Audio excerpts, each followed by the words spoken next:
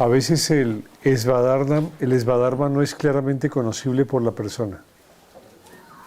Eso suele ocurrir en la mayoría de las ocasiones.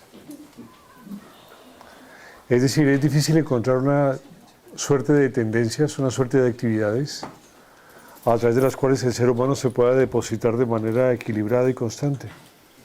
Eso no es frecuente, no es común. Sin embargo, todo ser humano tiene un Svadharma, todo ser humano. Y ahí lo que se llama el Svadharma supremo, de todos los Svadharmas. El Svadharma es el deber propio, es mi vocación, como decía José Mari, como decía Jaume. Es una condición propicia para que me desenvuelva yo y aprenda de mí mismo. Pero hay un Svadharma que es el Svadharma fundamental. El Svadharma fundamental es el conocimiento de sí mismo. ¿Sí? Sin importar qué razón haya, sin importar qué condición de vida se tenga, o sin importar qué don se posea, todo finalmente está supeditado al Svadharma supremo, que es el conocimiento de sí mismo. Es más, finalmente todo Svadharma finalmente desencadena y precipita hacia la Svadharma del conocimiento de sí mismo. ¿Sí? Lo único que tiene sentido por encarnar, lo único que tiene sentido por comprender y lo único que tiene sentido antes de morir es el Svadharma supremo, que es el conocimiento de sí mismo. Porque lo demás no tiene la profundidad, la importancia ni la valoración que realmente puede tener este concepto fundamental. La ventaja es que el Svadharma nos lleva directamente y necesariamente al Svadharma del sí mismo, del conocimiento de sí mismo, ¿no? ¿Cuál es la razón de ser del ser humano? La razón de ser del ser humano ni siquiera es ser pedagogo. Eso no es la razón de ser fundamental del ser humano. La razón del ser humano no es transmitir un conocimiento. Esa tampoco es la razón de ser del ser humano. La razón del ser humano no es ser terapeuta. La razón del ser humano no es ser poseedor de una serie de teorías o circunstancias que le permiten, pues, sobrellevar la vida o gastar su tiempo. No. No es tener hijos o no tenerlos. El Svadharma es el conocimiento de sí mismo.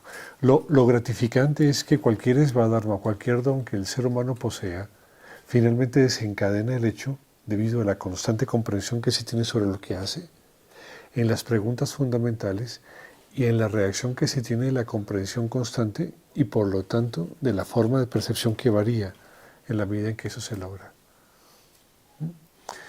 El Svadharma desemboca en el Svadharma supremo, que es el conocimiento de sí mismo. Y ese conocimiento de sí mismo no es más que un tipo de comprensión especial llamado no dualidad. ¿Sí? La vida tiene sentido realizarla, porque cada vez que la realizamos algo comprendemos.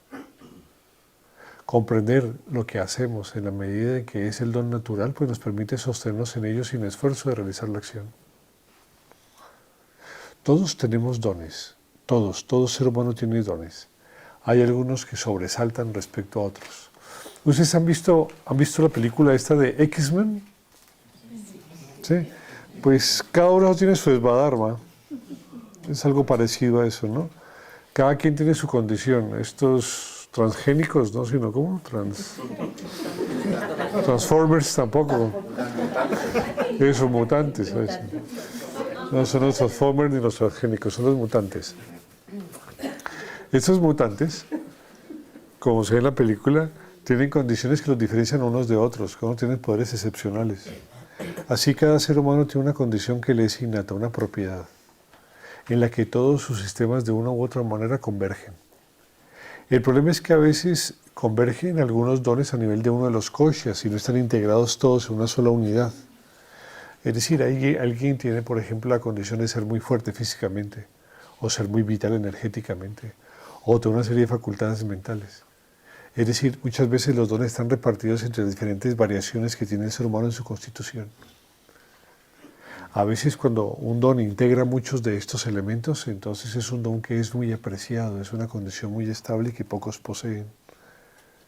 Pero ni siquiera eso es lo fundamental, ni siquiera eso es importante. En el sueño de la búsqueda interior, lo único que tiene sentido es el Svadharma. Y entre los Svadharmas básicos y fundamentales, el conocimiento de sí mismo es lo que le da origen a todas las cosas.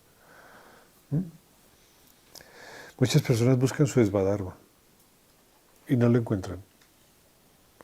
A veces el Svadharma es no encontrar Dharma.